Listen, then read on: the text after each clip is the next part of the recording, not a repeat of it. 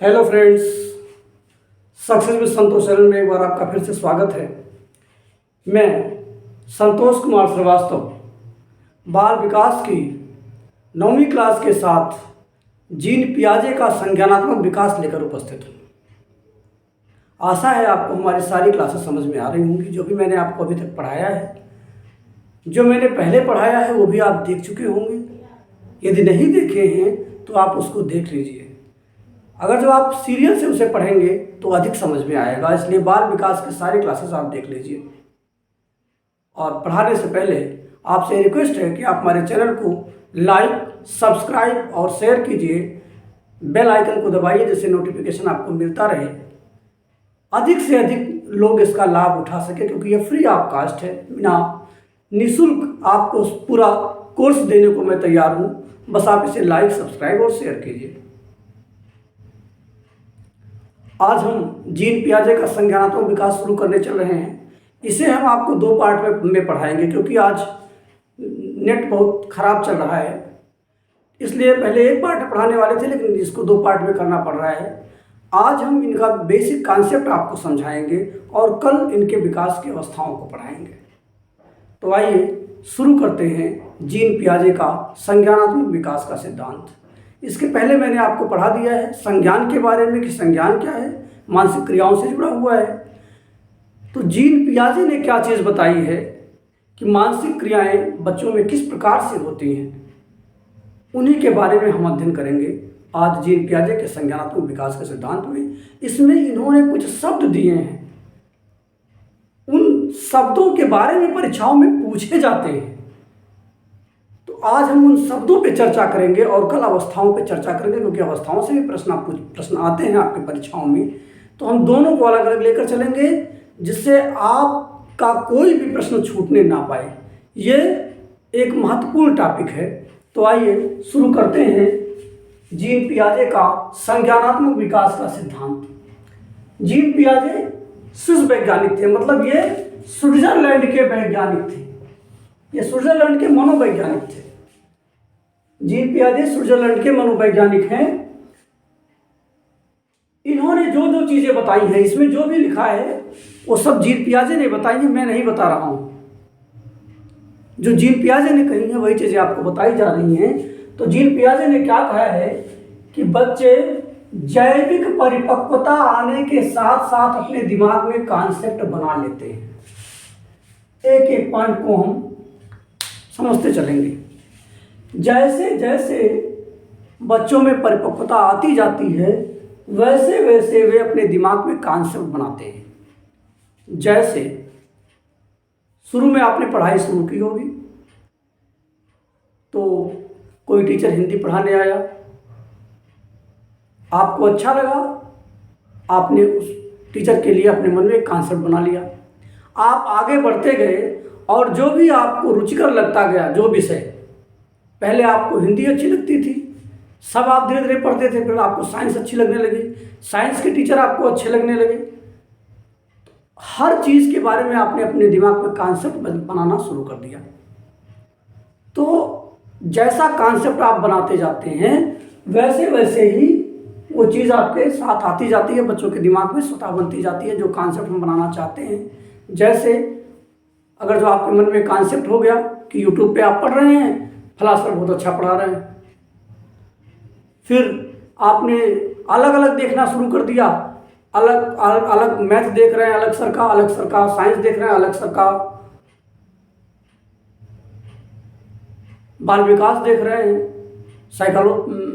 Education psychology देख रहे हैं। तो आप अपने दिमाग में अलग अलग टीचर के बारे में अलग अलग कॉन्सेप्ट बना लेते हैं कि फला अध्यापक मैथ अच्छा पढ़ाता है, फला अध्यापक साइंस अच्छा पढ़ाता है, फला अध्यापक हिस्ट्री अच्छा पढ़ाता है। तो इस तरह से आप अपने दिमाग में कॉन्सेप्ट बना लेते हैं। तो यही चीज़ उन्होंने कहा कि बच्चों में जैविक परिपक्वता आने के साथ साथ अपने दिमाग में कॉन्सेप्ट बना लेते हैं। बच्चे सक्रिय ज्ञान निर्माता तथा नन्हे वैज्ञानिक हैं, जो संसार के बारे में अपनी रचना बनाते रहते हैं। अभी आगे जब हम आपको पढ़ाएंगे अवस्थाओं के बारे में, तो हम आपको ये चीज़ और डिटेल में बताएंगे कि जो कुछ भी शैशवावस्था से ही बालक कई नई नई चीज़ों के बारे में सोचता है, कई नई नई चीज़ें करता है, कई तरह के खेल खेलता है, तो किसी ना किसी नई चीज़ को वो खोजता रहता है। बच्चों का दिमाग मात्रा में नहीं प्रकार में अलग अलग होता है। हमने आप मानसिक विकास पढ़ाया था, मैंने बताया था कि शैशवावस्था में बच्चों का जो मानसिक विकास वो तीव्र होता है। तो दिमाग की मात्रा में नहीं परिवर्तन होता, दिमाग के प्रकार में परिवर्तन होता है। कोई जड़ बुद्धि है, कोई कुशाग्र बुद्धि है। किसी चीज़ को कोई चीज़ बहुत जल्दी समझ में आती है, कोई चीज़ बहुत समझाने पर समझ में आती है, और कोई चीज़ समझाते रहो नहीं समझ में आती है। तो प्रकार में परिवर्तन होता है, मात्रा में नहीं। और उन्होंने इनके शब्द जो अब शब्द हैं, जो इन्होंने शब्द दिए हैं वो महत्वपूर्ण है। जैसे इनके कॉन्सेप्ट में हमने सबसे पहले लिखा है अनुकूलन। यहाँ पे आपको इंग्लिश देखना है। इंग्लिश मैंने इस तरफ लिख दिया है, कुछ का वहाँ लिखा है, कुछ का यहाँ लिखा है, क्योंकि हिंदी के शब्द आपके परिवर्तित हो सकते हैं, लेकिन अंग्रेजी के शब्द ज्यों के त्यों परीक्षाओं में दिए जाते हैं। तो अनुकूलन, जिसे अंग्रेजी में कहते हैं एडाप्टेशन, वातावरण के साथ के अनुसार अपने आप को ढालना अनुकूलन कहलाता है। वातावरण के साथ अपने आप को ढालना अनुकूलन कहलाता है। जैसे एक शैशवावस्था का बालक है, वो आज 2-4 बच्चों के साथ रह रहा है, कल आप दूसरी जगह चले जाएं तो 2-4 बच्चों के साथ वो वहाँ खेलने लगेगा, वहाँ के माहौल में ढल जाएगा। पहले यहाँ के माहौल में था, वहाँ के माहौल में ढल जाएगा, तो वहाँ के अनुकूल हो जाएगा। जहाँ वो जाएगा कुछ समय के पश्चात वहाँ के अनुकूल हो जाएगा। यहाँ है तो यहाँ के अनुकूल है। तो अनुकूलन, वातावरण के अनुसार जो बच्चे हैं वो अपने आप को ढाल लेते हैं, ढालने का प्रयास करते हैं। फिर दूसरा, इसमें इसके 2 प्रकार हैं। एक होता है आत्मसात्करण, एक होता है समायोजन। यानी 2 तरीके से जो बालक है वो 2 तरीके से अनुकूलन करता है, या तो आत्मसात्करण करेगा और या समायोजन करेगा। कैसे करेगा? क्योंकि यहाँ पे तो ज्ञान की बात है ना। जब हम, ये तो मैंने एग्जाम्पल दिया है कि अनुकूलन क्या है। अब इसको ये 2 ढंग से आत्मसात्करण करेगा। हम मानसिक क्रिया पढ़ा रहे हैं, आपको संज्ञान पढ़ा रहे हैं, संज्ञानात्मक विकास पढ़ा रहे हैं, तो उसमें मानसिक क्रियाएं महत्वपूर्ण हैं। तो आत्मसात्करण में क्या होता है कि पूर्व ज्ञान को नए ज्ञान से जोड़ देना। अनुकूलन की पहली अवस्था क्या है, या पहला प्रकार क्या है? आत्मसात्करण, जिसे अंग्रेजी में कहते हैं एसिमिलेशन। एसिमिलेशन, इसका मतलब क्या होता है? पूर्व ज्ञान से नए ज्ञान को जोड़ देना। यानी जो ज्ञान आपने पहले लिया है उसे आपने नवीन ज्ञान से जोड़ दिया। फॉर एग्जाम्पल, जैसे मान लो एक कुत्ता है, एक बालक ने एक काले कुत्ते को देखा, वो कुछ दूर जाता है तो एक सफ़ेद कुत्ता उसे दिखाई देता है, तो वो पूर्व में कुत्ते की कल्पना करेगा कि कुत्ता कैसा था या कुत्ता कैसा है। फिर वो उस जो सफ़ेद डॉग है उसको देखेगा और उसके साथ वो कंपेरिजन करके बताएगा कि हाँ ये कुत्ता ही है, बस के कलर में इसका चेंज है। तो उसने क्या किया? पूर्व ज्ञान को नवीन ज्ञान से जोड़कर ये समझ गया कि भले ही ये वाइट है लेकिन ये कुत्ता ही है। फिर क्या है? समायोजन करना। पूर्व ज्ञान में परिवर्तन करके वातावरण के साथ तालमेल बैठाना समायोजन कहलाता है। पूर्व ज्ञान में परिवर्तन करके वातावरण के साथ तालमेल बैठाना क्या कहलाता है? समायोजन कहलाता है। इसे हम कहते हैं एकोमोडेशन, क्योंकि अंग्रेजी शब्द आप हमेशा याद रखिएगा। हो सकता है कि इसमें कुछ बदल दे हिंदी शब्द में, लेकिन इंग्लिश वही रहेगी। इंग्लिश को आप ध्यान दीजिएगा। पूर्व ज्ञान में परिवर्तन करके वातावरण के साथ तालमेल बैठाना क्या कहलाता है? समायोजन कहलाता है। अब जैसे मान लो पूर्व में हमने किसी बालक ने कुत्ते को भी देखा और बकरी को भी देखा। जब वो रास्ते में चल रहा था तो उसे बिल्ली कहीं दिखाई दी। तो पहले उसने, जो पूर्व में उससे ज्ञान है, उसने कुत्ते को देखा है, उसने बिल्ली को और उसने बकरी को देखा है।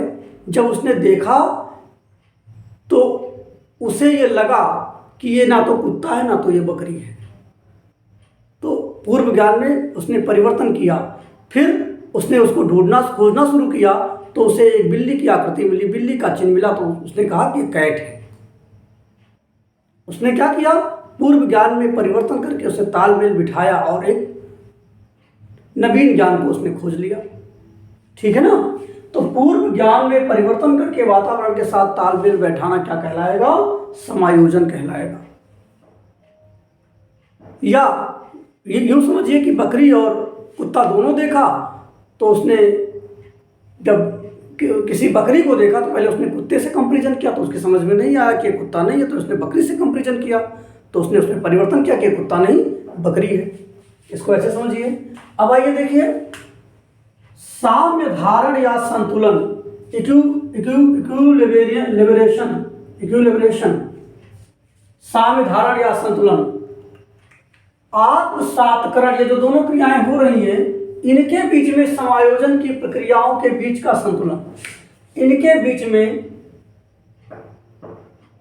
आत्मसातकरण और समायोजन की प्रक्रियाओं के बीच संतुलन बनाने को हम क्या कहते हैं, साम्यधारण या संतुलन कहते हैं। जैसे अभी मैंने आपको एक एग्जाम्पल दिया था। क्या एग्जाम्पल दिया था कि मान लो मैंने किसी बालक ने 3 जानवर देखे हैं, कुत्ता देखा, बिल्ली देखा, बकरी देखा। अब वो आगे बढ़ रहा है तो उसे कहीं बकरी दिखाई दी। बकरी को उसने सबसे बाद में देखा, तो सबसे पहले उसने कुत्ते से कंपैरिजन किया एक प्रक्रिया के तहत, फिर बिल्ली से कंपैरिजन किया और फिर बकरी से कंपैरिजन किया। फिर वो किस निष्कर्ष पर पहुंचा, कहाँ संतुलन बन गया, बकरी पर संतुलन बना कि ये बकरी है। तो साम्यधारण या संतुलन क्या है कि आत्मसातकरण और समायोजन की प्रक्रियाओं के बीच जो संतुलन बनाया जाता है उसी को हम क्या कहते हैं, साम्यधारण या संतुलन कहते हैं। अब देखिए इसमें ये सब बहुत पूछा गया है। स्कीम्स क्या है और स्कीमा क्या है। किसी काम को करने के अलग अलग तरीके होते हैं, तो जो काम करने के अलग अलग तरीके हैं इसी को हम स्कीम्स कहते हैं। और ये सबके तरीके अलग अलग होंगे। जैसे मैं पढ़ा रहा हूँ तो मेरा पढ़ाने का तरीका अलग है, कोई दूसरा आएगा तो वो दूसरे ढंग से पढ़ाएगा, तीसरा आएगा तीसरे ढंग से पढ़ाएगा। तो सबके पढ़ाने का, सबके समझाने का, सबके एग्जाम्पल देने के तरीके अलग अलग होंगे। इसी को हम कहेंगे स्कीम्स। और स्कीमा सब बहुत बार पूछा गया है, इसको ध्यान दीजिएगा। मानव के दिमाग में जो चीज़ पहले से स्टोर होती है वह उसका प्रयोग कर किसी विषय के प्रति एक धारणा बनाता है, उसी को हम क्या कहते हैं, स्कीमा कहते हैं। जैसे मान लो मैं यूट्यूब पे पढ़ा रहा हूँ, तो किसी ने आपसे कहा कि संतोष सर बहुत अच्छा पढ़ाते हैं। आपने क्या किया कि मेरी क्लास को देखा, आपके दिमाग में धारणा बन गई, फिर आपने मेरी क्लास को देखा, आपको अच्छा लगा, तो आप दूसरे तीसरे को भी बताएंगे, वो भी अपने दिमाग में कॉन्सेप्ट बनाएगा, वो भी अपने दिमाग में प्रयोग करेगा और एक धारणा बनाएगा कि अच्छा पढ़ाते हैं कि बेकार पढ़ाते हैं।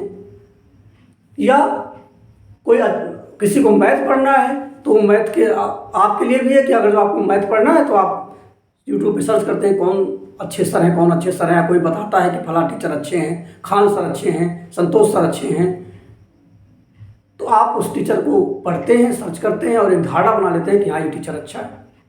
इसी को हम कहते हैं स्कीमा। अब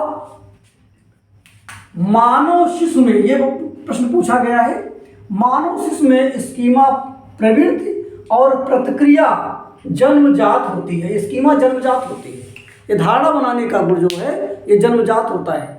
अगर जो कोई अच्छा व्यक्ति है तो आप उसके लिए, अगर सामने अच्छा दिखा रहा है भले ही वो कैसा हो, तो हमेशा आप उसके प्रति अच्छी धारणा बनाएंगे। जो आपके हमेशा काम आता है, जो आपकी हमेशा सहायता करता है, उसके लिए आपके मन में हमेशा अच्छी धारणा रहेगी। जिसको आप देखते हो कि ये बुरा करता है और आपकी समझ में है कि वो बुरा काम है, आप उसके मन में बुरी धारणा बनाते हो। तो ये चीज़ आपके अंदर जन्मजात आती है, ये जन्मजात है, अर्जित नहीं है। ये गुण जो है, ये प्रवृत्ति जो है, ये जन्मजात है। तीसरा और सबसे लास्ट बिंदु हम जो चर्चा कर रहे हैं वो है संगठन। पियाजे के सिद्धांत में संज्ञानात्मक प्रणाली के लिए स्कीमाओं को पुनर्व्यवस्थित करना, उन्हें स्कीमाओं से जोड़ने को संगठन कहा जाता है। जैसे किसी को एसएससी के का मैथ पढ़ना है,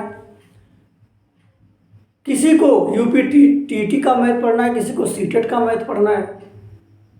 तो सब क्या करेंगे, अपने अनुसार अपने टीचर्स को ढूंढेंगे, तभी तो उनके पास धारणा बनेगी, क्योंकि इसमें स्कीमा को पुनर्व्यवस्थित करना है।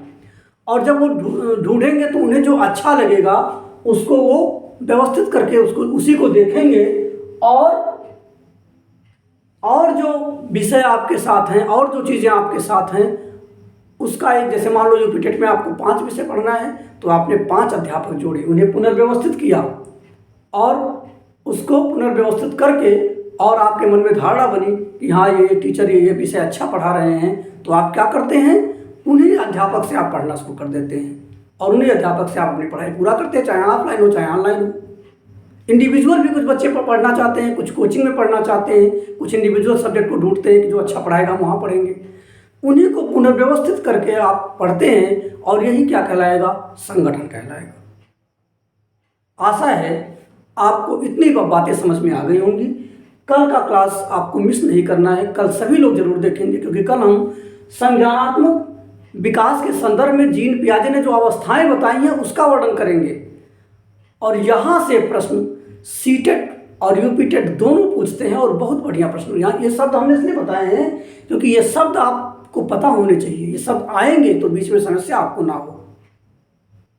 और जब आप जीन पियाजे की अवस्थाओं को पढ़ेंगे तो वहाँ पे सीटेट में तो आधे आधे पेज के सवाल पूछे जाते हैं, क्योंकि अलग अलग अवस्थाओं में बालकों में अलग अलग मानसिक प्रक्रियाएं होती हैं, अलग अलग गुण होते हैं और उसी के अनुसार जीन पियाजे ने उनका विभाजन किया है।